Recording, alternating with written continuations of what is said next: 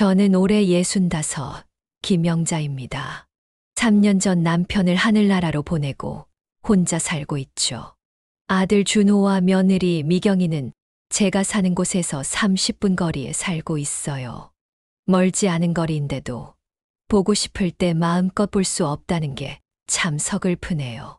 오늘도 창밖을 바라보며 지난 날들을 떠올려 봅니다. 오늘도 구독, 좋아요를 눌러주셔서 감사합니다. 복 받으실 거예요. 준호가 결혼하던 날 얼마나 기뻤었는지 모릅니다. 미경이를 처음 봤을 때가 생각나네요.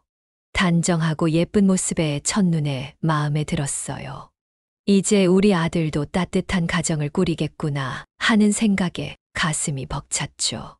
남편이 갑자기 떠나고 난 후 저는 더욱 아들 가족에게 의지하고 싶어졌어요.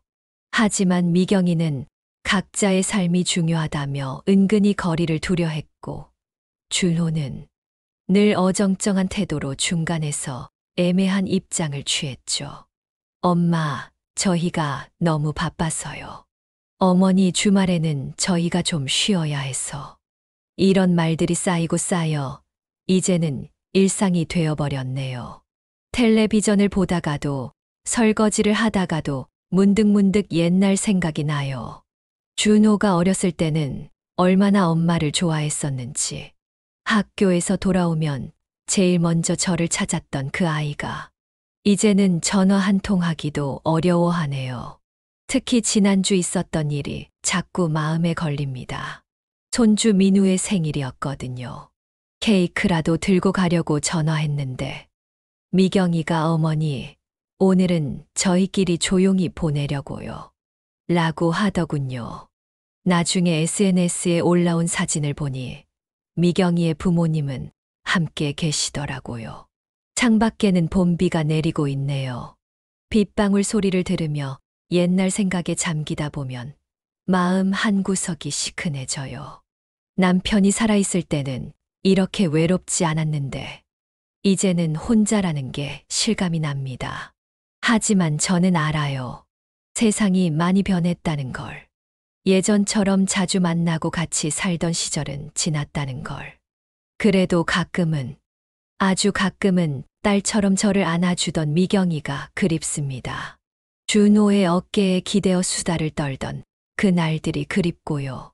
전화기를 물끄러미 바라봅니다. 오늘도 연락하고 싶은 마음을 꾹 누르며 창밖으로 시선을 돌립니다. 봄비는 계속 내리고 있네요. 이 비가 그치면 또 다시 새로운 하루가 시작되겠죠.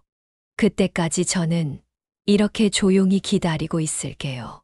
오늘은 준호의 중학교 졸업식 사진을 꺼내보았어요. 까맣게 그을린 얼굴로 환하게 웃고 있는 아들의 모습을 보니 마치 어제 일처럼 생생합니다.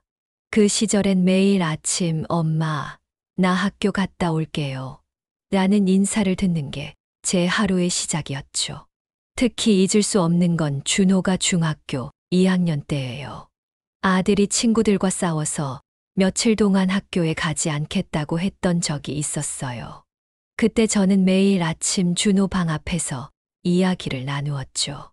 준호야, 엄마가 내 마음 다 알아. 하지만 도망치는 건 해결책이 아니야.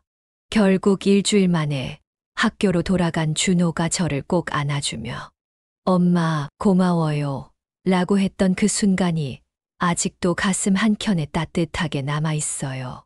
어느 날은 늦은 밤 김치찌개가 먹고 싶다며 부엌으로 살금살금 들어왔던 고등학생 준호의 모습이 떠오르네요. 새벽에 공부한다며 밤새 불을 켜놓고 책상에서 졸다가 들킬까봐 커튼을 꼭 쳐놓곤 했었죠. 그때마다 따뜻한 김치찌개를 끓여주면서 공부도 중요하지만 건강이 더 중요해라고 잔소리했던 기억이 납니다. 수능 전날 밤 떨리는 마음으로 아들 방 앞에서 뜨개질을 하며 밤을 새웠던 일도 생각나요. 그날 아침 준호는 제가 떠준 미역국을 먹으며 엄마가 계셔서 든든해요 라고 했었죠. 지금도 그 말을 떠올리면 눈시울이 붉어져요.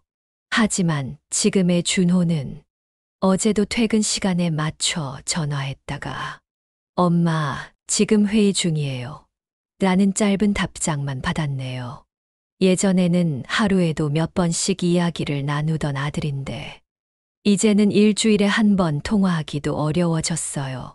지난달에는 준호 생일이었는데 미경이가 저희가 회사 동료들이랑 약속이 있어서요. 라며 제가 준비한 생일상을 거절했어요. SNS에 올라온 사진을 보니 화려한 레스토랑에서 즐거워하는 모습이더군요. 그 모습을 보면서 문득 고등학교 때 생일이 떠올랐어요. 친구들과 노래방에 가겠다던 준호가 결국 집에 와서 제가 끓여준 미역국을 먹으며 역시 엄마가 끓인 게 최고예요. 라고 했었는데 얼마 전에는 민우가 처음 걸음마를 뗐다는 소식을 다른 사람을 통해 들었어요. 준호가 처음 걸음마를 배울 때는 온종일 카메라를 들고 다니며 매 순간을 기록했었는데 이제는 그저 남들 이야기를 통해 손주의 성장 소식을 듣게 되네요. 창밖을 보니 까치 한 마리가 나뭇가지에 앉아 있네요. 옛날에는 까치가 울면 반가운 손님이 온다고 했었는데 요즘은 까치가 울어도 문 앞에서 기다리는 사람이 없어요. 다만 옛 앨범을 넘기며 그리운 시절을 추억할 뿐이죠. 핸드폰이 울립니다. 순간 가슴이 설레었지만 보험회사의 광고 문자네요. 창가에 놓인 준호의 졸업식 사진을 바라보며 생각합니다.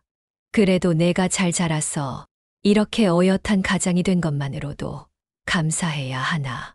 하지만 가끔은 그때처럼 엄마 품에 안겨 투정 부리던 내 아들이 그립구나. 오늘 아침 장독대에 간장을 담그며 문득 미경이가 처음 우리 집에 왔던 날이 생각났어요. 7년 전 봄날이었죠. 준호가 엄마 소개할 사람이 있어요. 라며 데려온 미경이는 세련된 회사원이었지만 의외로 수줍은 미소를 지닌 아가씨였어요. 그날 미경이는 제가 내온 수정과를 마시며 어머니, 이렇게 맛있는 수정과는 처음이에요. 라며 연신 감탄했죠. 수정과 만드는 법을 배우고 싶다며 휴대폰에 메모까지 했던 모습이 아직도 선명해요. 지금은 어머니, 요즘은 편의점에서 사 먹으면 되잖아요. 라고 하지만요. 결혼 전 미경이는 매주 주말이면 찾아와서 요리를 배웠어요. 김치찌개부터 시작해서 동그랑땡, 잡채, 불고기까지. 앞치마를 두르고 진지한 표정으로 요리하던 모습이 떠오르네요. 어머니, 준호 오빠가 좋아하는 음식을 꼭 배워야겠어요. 라며 열심히 하던 미경이었는데 지금은 배달 음식이 더 편해요. 라는 말만 남았네요. 특히 잊을 수 없는 건 결혼식 전날 밤이에요. 미경이가 갑자기 찾아와서는 어머니, 저 긴장돼서 잠이 안 와요. 라며 저를 찾아왔죠. 그날 밤 우리는 늦게까지 이야기를 나누었어요. 미경이의 어린 시절 이야기, 준호를 처음 만난 날의 설렘, 새 신부가 되는 기대와 두려움까지 마치 친딸처럼 제 품에 안겨 이야기하던 그 밤이 그립네요. 결혼 초에는 얼마나 다정했던지 주말마다 어머니, 저희가 모시러 갈게요. 라며 데리러 오곤 했어요. 셋이서 맛있는 것도 먹고 영화도 보고 미경이는 제 손을 꼭 잡고 다니며 우리 엄마라고 부르기도 했죠. 지금은 그런 말이 무색하게 주말은 저희 둘만의 시간이에요. 라는 말이 더 익숙해졌지만요. 첫 명절 때는 일주일 전부터 와서 음식 준비를 도왔어요. 방법을 하나하나 물어가며 열심히 배우던 모습이 떠오르네요. 어머니, 이렇게 하면 되나요? 라며 확인할 때마다 얼마나 기특했던지. 하지만 지금은 음식은 다 제가 준비할게요. 어머니는 오시기만 하세요. 라고 하네요. 얼핏 보면 배려하는 말 같지만 그 속에 담긴 의미는 귀찮게 하지 말아 주세요라는 것이겠죠. 민우가 태어났을 때는 한 달 동안 매일 산후조리원에 갔어요. 미경이가 어머니 없이는 못 견딜 것 같아요. 라고 했거든요. 미역국도 끓여주고 아기 돌보는 법도 알려주고 그때 미경이는 어머니가 계셔서 든든해요. 라며 자주 안아주었는데 이제는 애 키우는 건 저희가 알아서 할게요. 라는 말만 돌아와요. 얼마 전에는 제가 끓인 미역국을 들고 갔다가 퇴짜를 맞았어요. 어머니, 저희도 이제 음식할 줄 알아요. 라는 말에 그만 발걸음을 돌리고 말았죠. 집으로 돌아오는 길에 미역국통을 들고 있는 제 모습이 버스 유리창에 비치더군요. 그 모습이 마치 제 처지를 보는 것 같아 마음이 아팠어요. 시계를 보니 또 저녁 시간이네요. 예전 같았으면 이 시간쯤 미경이한테서 어머니, 저녁 드셨어요? 라는 전화가 올 시간인데 요즘은 그런 전화도 뜸해졌어요. 휴대폰을 열어보니 마지막 통화가 보름 전이네요. 그것도 제가 먼저 걸었던 전화였고요. 간장 항아리를 마저 정리하며 생각합니다. 사람의 마음도 이 간장처럼 시간이 지나면서 깊은 맛이 우러나야 하는 건데 왜 우리 사이는 점점 맹물처럼 싱거워지는 걸까요? 창밖에 봄바람이 간장 항아리를 스치고 지나가네요. 마치 지나간 시간처럼 말이에요. 오늘따라 유독 하늘이 파랗네요. 남편이 떠난 그날도 이렇게 맑은 하늘이었어요. 아침에 영자야, 나 회사 다녀올게라고 인사하던 것이 마지막이었죠. 그날 저녁 갑자기 걸려온 전화 한 통. 김영자 씨, 남편분이 갑자기 쓰러지셨습니다. 그 순간부터 제 인생의 시계는 멈춰버린 것 같았어요. 응급실에서 의사가 급성 심근경색이라고 했을 때도, 영안실에서 남편의 차가운 손을 잡았을 때도 저는 이게 현실이라고 믿을 수 없었어요. 40년을 함께 살았는데 이렇게 갑자기 떠나버리다니. 장례를 치르는 3일 동안 저는 마치 다른 사람의 삶을 보는 것 같았어요. 장례식이 끝나고 집으로 돌아왔을 때 그제서야 현실이 실감났어요. 현관에 놓인 남편의 구두, 소파에 걸쳐진 카디건, 침대 옆 안경. 모든 것이 그대로인데 정작 주인은 없었죠. 밤마다 혼자 누워있으면 남편이 코를 고는 소리가 들리는 것 같아 자다가 벌떡 일어나곤 했어요. 준호가 장례식 때 엄마, 이제 저희랑 같이 살아요. 라고 했었는데 미경이는 곧바로 어머니, 각자의 공간이 있어야 하지 않을까요? 라고 했죠. 그 말에 준호는 아무 말도 하지 못했고 저는 괜찮다고 웃어 넘겼어요. 하지만 그날 밤 혼자 이불을 뒤집어 쓰고 얼마나 울었는지 모르겠어요.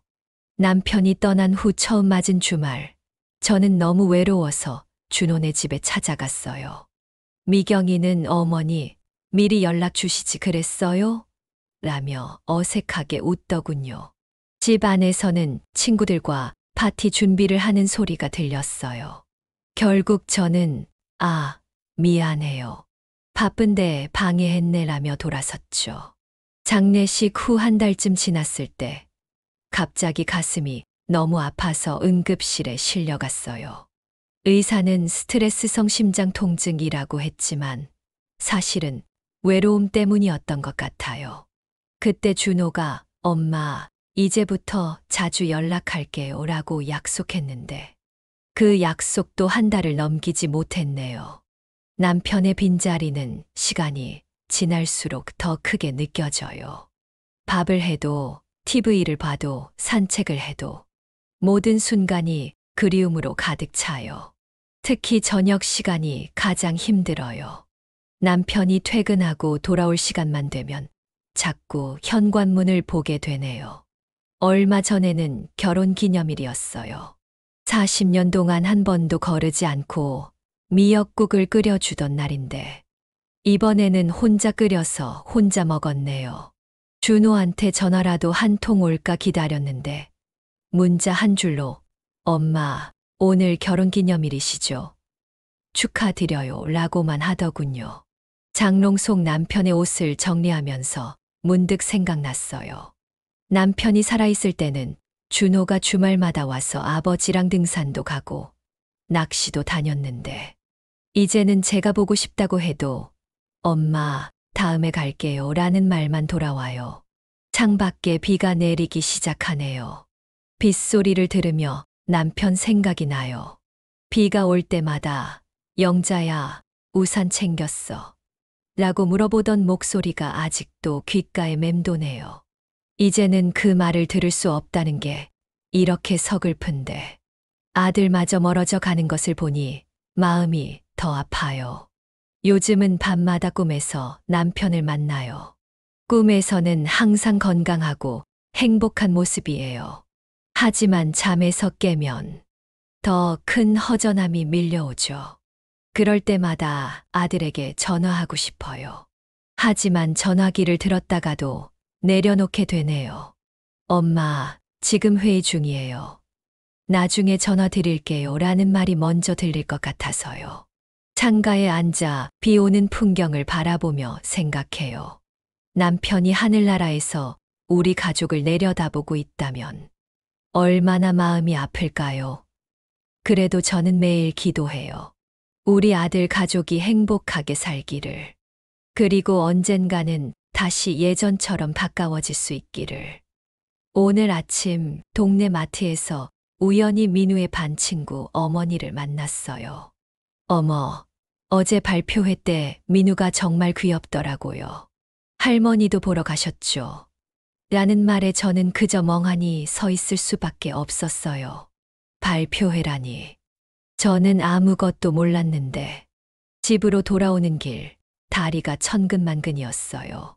손주의 첫 발표회를 몰랐다는 게 믿기지 않았거든요. 얼마나 귀엽게 발표했을까? 얼마나 긴장했을까? 생각할수록 가슴이 아팠어요. 현관문을 열자마자 민우의 사진첩을 꺼냈어요. 태어났을 때부터 지금까지 매년 생일마다 찍은 사진들을 하나하나 넘기면서 눈물이 왈칵 쏟아졌어요. 첫 돌 때는 제가 직접 한복을 골라주고 돌잡이 물건도 하나하나 정성스레 준비했었는데 이제는 이렇게 중요한 순간도 모르게 되었네요. 떨리는 손으로 전화기를 들었어요. 미경이와 통화를 하고 싶었지만 차마 걸지 못하고 메시지만 보냈죠. 민우 발표회였다며. 할머니는 왜 안 알려줬어요? 한참 뒤에 답장이 왔어요. 어머니, 저희 가정의 일인데 너무 개입하시는 것 같아요. 민우도 이제 크니까 너무 신경 쓰지 마세요. 그 메시지를 읽는 순간 손에서 핸드폰을 놓쳐버렸어요. 개입이라는 단어가 가슴을 찔렀거든요. 손주를 사랑하는 마음이 어떻게 개입이 될 수 있나요? 창밖을 보니 유치원 하원 시간이네요. 다른 아이들은 할머니 손을 잡고 즐겁게 귀가하는데 저는 창문 너머로 그 모습을 바라볼 수밖에 없어요. 민우도 저와 손잡고 걷던 때가 있었는데 이제는 그것조차 개입이 되어버렸나 봐요. SNS를 열어보니 발표회 사진이 올라와 있네요. 파란 나비 옷을 입은 민우가 환하게 웃고 있어요. 그 옆에는 미경이 친정어머니가 꽃다발을 들고 서 계시네요. 사진을 보고 있자니 눈물이 자꾸 흐르는데 닦을 수가 없어요. 자꾸만 더 보고 싶으니까요. 문득 지난주 일이 떠올랐어요. 민우가 아파서 병원에 입원했다는 소식을 이웃을 통해 들었을 때도 저는 그저 멀리서 걱정만 할 수 있었죠. 병문안을 가고 싶다고 했더니 괜찮아요, 어머니. 저희가 알아서 할게요. 나는 답변이 돌아왔으니까요. 옷장 깊숙이 넣어둔 작은 상자를 꺼냈어요. 민우의 태명부터 시작해서 첫걸음마 영상, 처음 할머니라고 불렀을 때의 녹음본까지 제가 몰래 간직하고 있는 보물들이에요. 요즘은 이렇게라도 손주의 성장을 더듬어 봐야 해요. 저녁이 되어 발표회 영상이 올라왔네요. 민우가 나비처럼 팔을 벌럭이며 춤을 추는 모습이 얼마나 사랑스러운지 화면을 계속 멈추고 다시 보면서 저도 모르게 웃음이 나요. 하지만 곧 그 웃음이 눈물로 바뀌고 말았어요. 문득 서랍에서 제가 준호 어렸을 때 발표회에서 찍은 사진을 발견했어요. 그때는 제가 맨 앞자리에서 카메라를 들고 있었는데 세월이 참 많이 변했네요. 이제는 발표회장 근처에도 가지 못하게 되었으니까요. 창가에 기대어 앉아 하늘을 보니 별들이 반짝이네요. 남편이 살아 있었다면 영자야, 우리도 가서 보자라고 했을 텐데 이제는 그런 말을 해줄 사람도 없네요. 잠들기 전 민우 이름으로 저금 통장을 하나 새로 만들었어요. 매달 조금씩 모아서 나중에 민우가 크면 전해주려고요. 어쩌면 그때는 할머니가 이렇게 널 사랑했단다라고 말해줄 수 있을까요? 아니면 그때도 여전히 개입이라고 생각할까요? 베개 위로 눈물이 흐르네요. 하지만 이상하게도 마음 한켠이 따뜻해요. 적어도 오늘 발표회에서 민우가 환하게 웃었다는 걸 알게 되어서. 비록 직접 보지는 못했지만 우리 손주가 행복해 보여서 다행이에요. 오늘은 제가 처음으로 준호에게 속마음을 털어놓았어요. 더는 참을 수 없었거든요. 아침부터 마음을 다잡고 준호네 집으로 향했어요. 손에는 며칠 밤을 새워 준비한 김치와 반찬들을 들고서요. 초인종을 누르고 기다리는 동안 가슴이 마구 뛰었어요. 문이 열리고 준호가 나왔을 때 미경이는 없다고 하더군요. 친정에 갔다 나요. 잘 됐다 싶었어요. 단둘이 이야기를 나눌 수 있으니까요. 준호야, 엄마랑 잠깐 이야기 좀 하자. 거실에 앉아 커피를 마시면서 저는 조심스럽게 말을 꺼냈어요. 요즘 너무 서운하다. 엄마가 뭐 잘못했니? 제 목소리가 떨렸어요. 준호는 휴대폰을 만지작거리며 대답했죠. 엄마, 무슨 말씀하시는 거예요? 저희가 뭐 잘못했나요? 그 순간 제 마음속에 쌓아두었던 감정들이 폭포수처럼 쏟아져 나왔어요. 내가 어렸을 때는 엄마만 찾았잖아. 아프다고 하면 밤새 간호해주고 시험 때는 새벽까지 옆에서 지켜주고. 근데 이제는 전화 한 통 하기도 어려워. 준호는 한숨을 쉬더니 이렇게 말하더군요. 엄마가 예전 방식대로만 생각하니까 그런 거예요. 이제는 시대가 바뀌었잖아요. 각자의 생활이 있고. 그 말에 가슴이 찢어지는 것 같았어요. 그래, 시대가 바뀌었지. 근데 엄마의 마음도 바뀌었니? 아들 걱정하는 마음, 보고 싶은 마음이 시대랑 무슨 상관이야? 준호는 짜증 섞인 목소리로 대답했어요. 엄마, 저도 이제 40이에요. 애도 있고 제 가정도 있고 엄마처럼 매일 붙어 있을 순 없잖아요. 매일 붙어 있자는 게 아닌데 라는 말이 목까지 차올랐지만 꾹 참았어요. 대신 떨리는 손으로 준비해온 반찬들을 꺼냈죠. 엄마가 내가 좋아하는 거 다 했어. 김치도 새로 담그고. 그런데 준호는 냉장고를 열어보더니 한숨을 쉬었어요. 엄마, 저희 냉장고가 이미 꽉 찼다고 했잖아요. 이런 거 안 가져오셔도 된다고. 그 순간 제 눈에서 눈물이 흘렀어요. 아들은 당황한 듯 휴지를 건네며 말했죠. 엄마, 왜 우세요? 제가 뭐 잘못했어요? 준호야, 엄마가 반찬 때문에 우는 게 아니야. 내가 이렇게 변한 게 너무 서운해서. 엄마 마음을 전혀 이해 못하는 것 같아서. 준호는 시계를 보더니 일어섰어요. 엄마, 저 이제 회사 가봐야 해요. 다음에 또 오세요. 그렇게 쫓기듯 나왔어요. 엘리베이터를 기다리는데 준호가 뒤에서 외쳤어요. 엄마, 반찬통은 다음에 가져가세요. 집으로 돌아오는 길, 텅 빈 반찬통을 들고 걸으면서 생각했어요. 내가 언제부터 아들에게 이렇게 부담스러운 존재가 되었을까? 준호 어릴 때는 항상 엄마가 최고야 라고 하던 아이였는데 집에 도착해서 옥상에 올라갔어요. 하늘을 보며 남편에게 속삭였죠. 여보, 우리 아들이 많이 변했어. 이제는 엄마가 부담스럽대.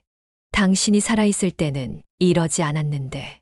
저녁이 되어 휴대폰을 보니 준호한테서 문자가 왔더군요. 엄마, 오늘 죄송해요. 다음에 시간 내서 찾아뵐게요. 하지만 저는 답장을 보내지 않았어요. 이제는 알겠더라고요. 내 아들은 이미 멀리 가버렸다는 걸. 그리고 그 거리는 반찬통이나 문자 몇 줄로는 좁힐 수 없다는 걸. 창밖을 바라보며 조용히 중얼거렸어요. 그래. 나도 이제 나를 위해 살아야겠다. 오늘 아침 처음으로 요가복을 입어보았어요. 거울 속에 제 모습이 어색하지만 이상하게 설레네요. 40년 동안 아내로, 어머니로만 살았던 제가 드디어 김영자로 살아보려고 해요. 지난 주말 문득 깨달았어요. 준호 아빠가 떠나고 아들은 멀어지고 이제는 정말 혼자가 되었다는 걸요. 하지만 이상하게도 두렵지 않았어요. 오히려 이제야 제 삶을 찾을 수 있겠다는 생각이 들었죠.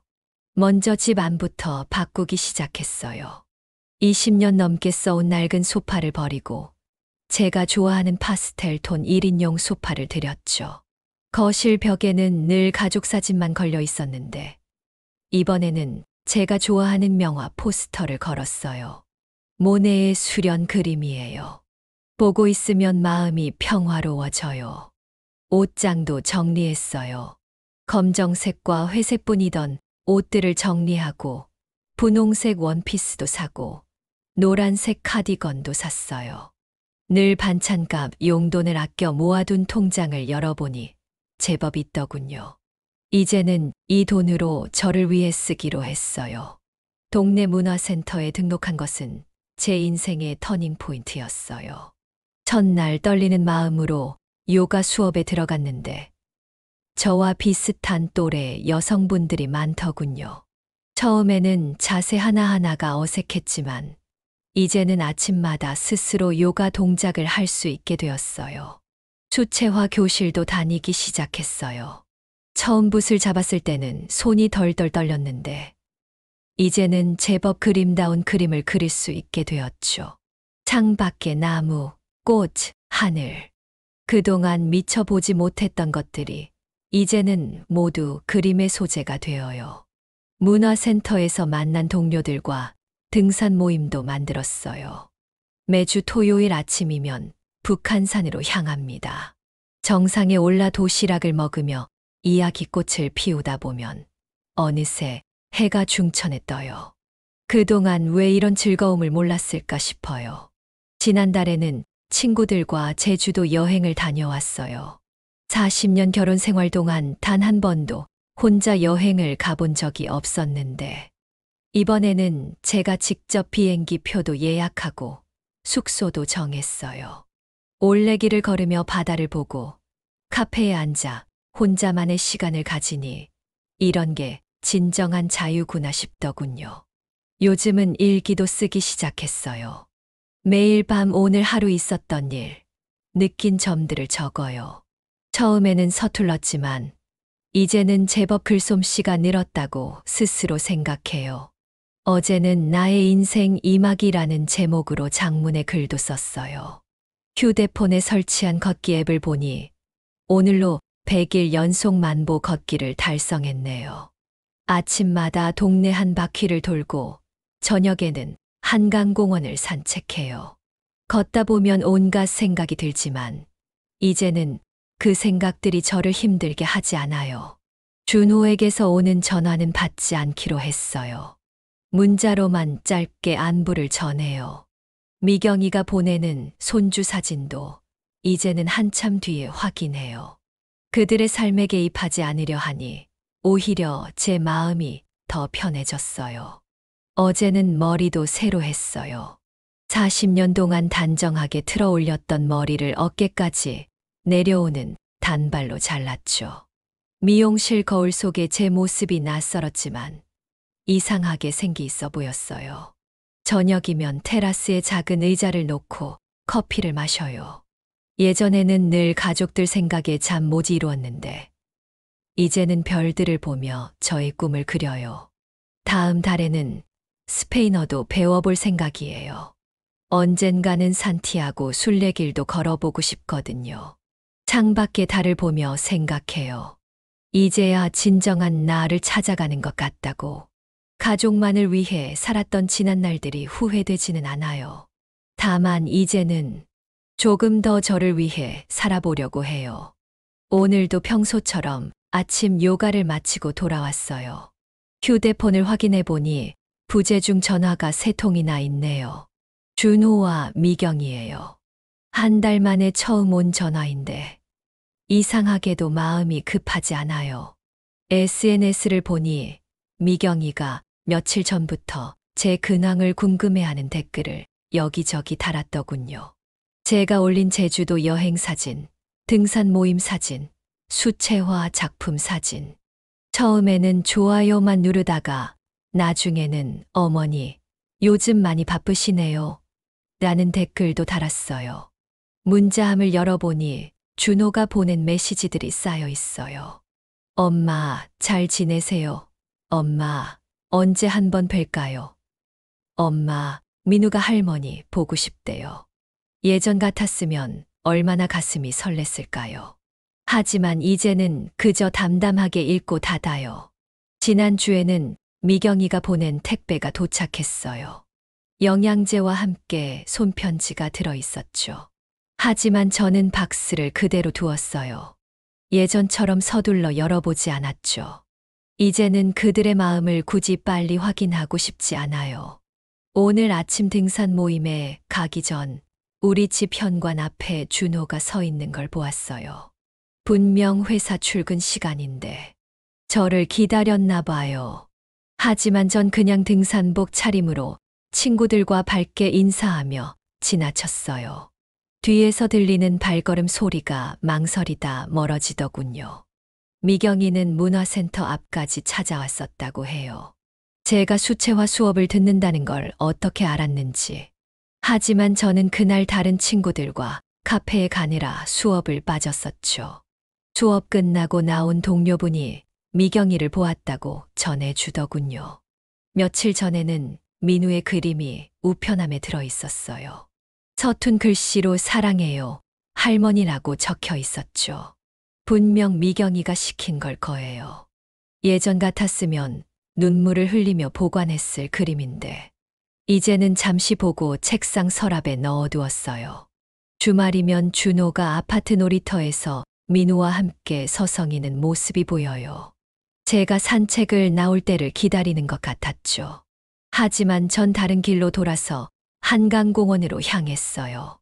멀어지는 발걸음 소리에 민우가 아빠, 할머니 저기 가요 라고 외치는 소리가 들렸지만 뒤돌아보지 않았어요. 요즘 미경이는 제 친구분들께 연락을 드린다고 해요. 제 일정을 물어보고 근황을 확인하려 한다나요. 하지만 친구들은 모두 제 마음을 알아요. 그저 영자 씨는 요즘 정말 행복해 보여요 라고만 답해 주시죠. 어제는 준호가 보낸 택배가 또 왔어요. 제가 좋아하는 과일들이 가득했죠. 상자 안에는 민우가 그린 그림도 있었고 미경이가 쓴 편지도 있었어요. 하지만 저는 그것들을 옆집 할머니께 드렸어요. 혼자 사시는 분이라 좋아하시더군요. 이제 저는 매일 새로운 일정으로 바빠요. 아침 요가, 오후 수채화, 주말 등산. 더 이상 현관문 소리에 귀 기울이지 않아요. 휴대폰 벨소리에 가슴 떨리지도 않고요. 문자 메시지도 하루에 한 번만 확인해요. 창밖을 보니 단풍이 물들기 시작했네요. 계절이 변하듯 사람의 마음도 변하나 봐요.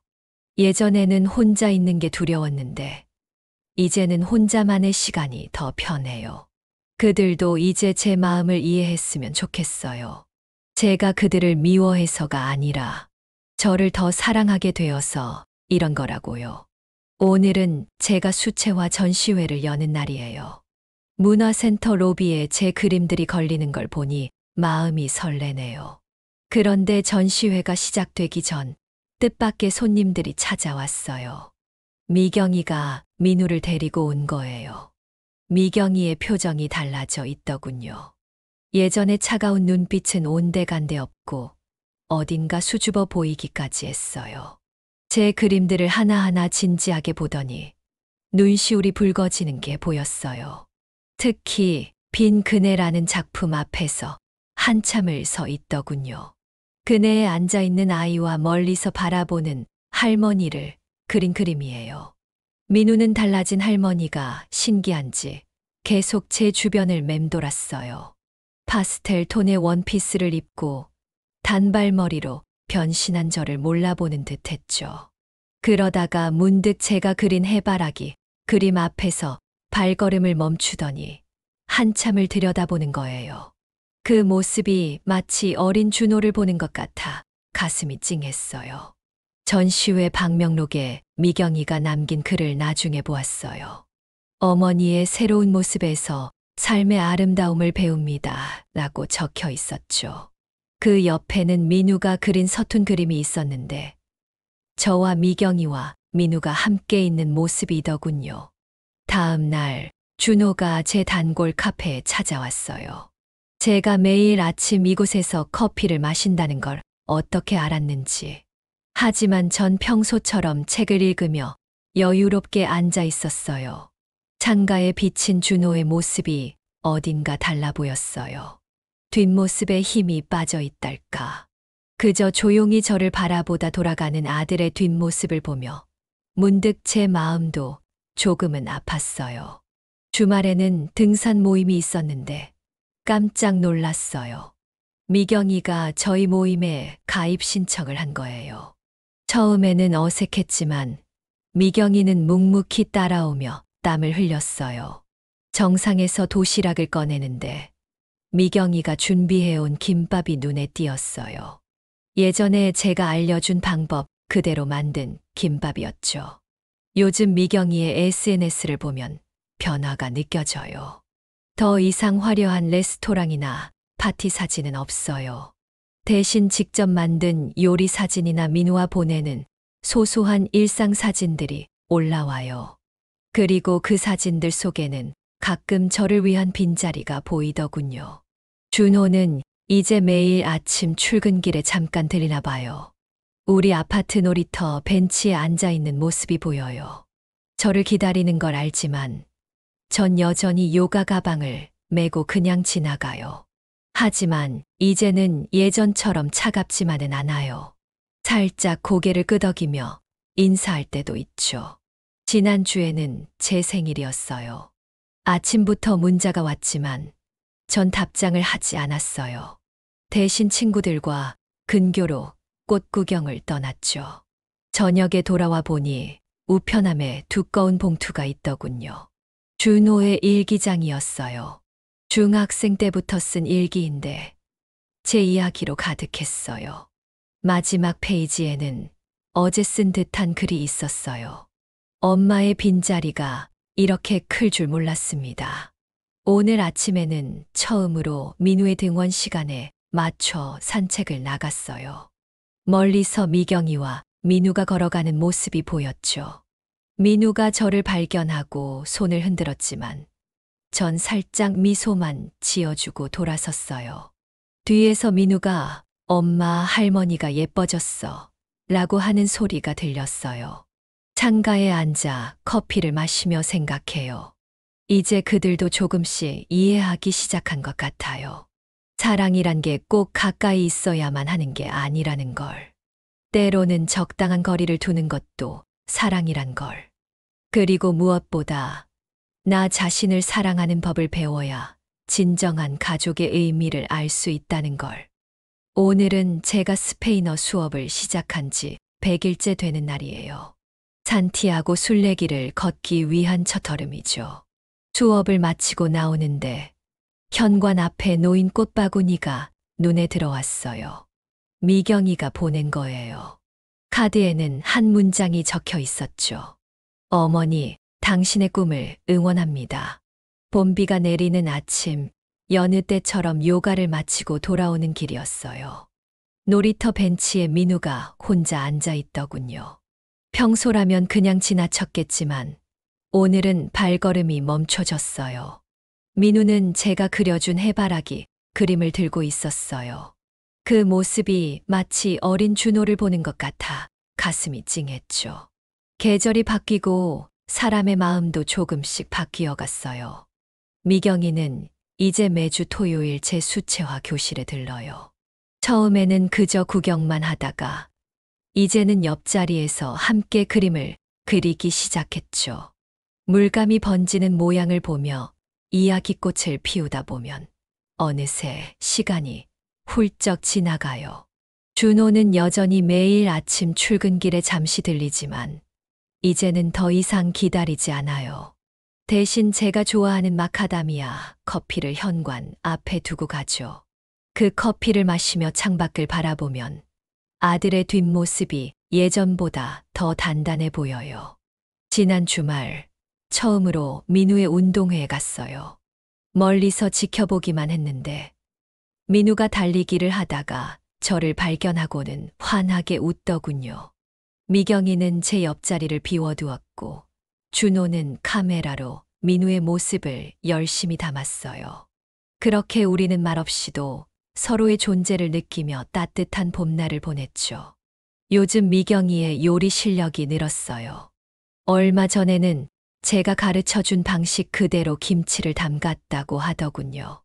예전에는 귀찮아했던 일들을 이제는 정성스레하는 모습을 보면서 사람의 마음이란 게 참 신기하다는 생각이 들어요. 등산 모임에도 변화가 생겼어요. 미경이가 정식 회원이 되었고 가끔은 준호도 함께 오죠. 정상에 오르면 도시락을 나눠 먹는데 이제는 제가 끓인 된장국과 미경이가 만든 김밥이 함께 어우러져요. 등산을 마치고 내려올 때면 우리의 그림자가 하나로 겹쳐 보여요. 문득 장독대에 들러 간장을 확인해 보았어요.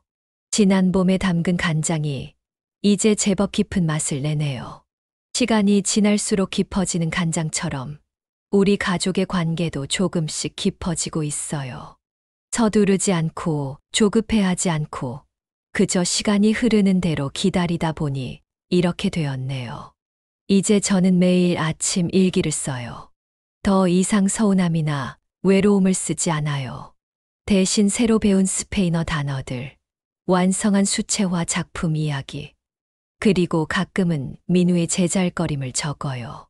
살아있음이 얼마나 감사한 일인지, 하루하루가 얼마나 소중한지 깨닫게 되었죠. 창밖을 보니 단풍이 물들기 시작했네요. 작년 이맘때는 혼자 산책하며 쓸쓸함을 달랬는데 이제는 달라졌어요.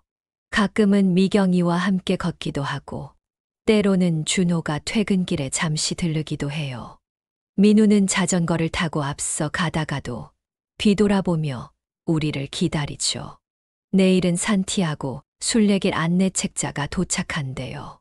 미경이가 인터넷으로 주문해 줬다네요. 준호는 등산화를 사주겠다고 하고요. 민우는 할머니가 걷는 만큼 자기도 자전거를 타겠다고 하네요. 이제는 제 꿈이 혼자만의 것이 아닌 우리 가족 모두의 이야기가 되어가고 있어요. 저녁 노을을 보며 생각했어요. 진정한 가족이란 서로의 삶을 인정하고 존중하는 것. 한 사람의 희생이 아닌 모두의 노력으로 만들어가는 것. 그리고 때로는 적당한 거리를 두고 바라볼 줄 아는 것. 그게 바로 사랑이란 걸 이제야 깨달았네요. 사랑하는 독자 여러분, 외로운 시어머니의 이야기 마지막까지 읽어주셔서 감사합니다.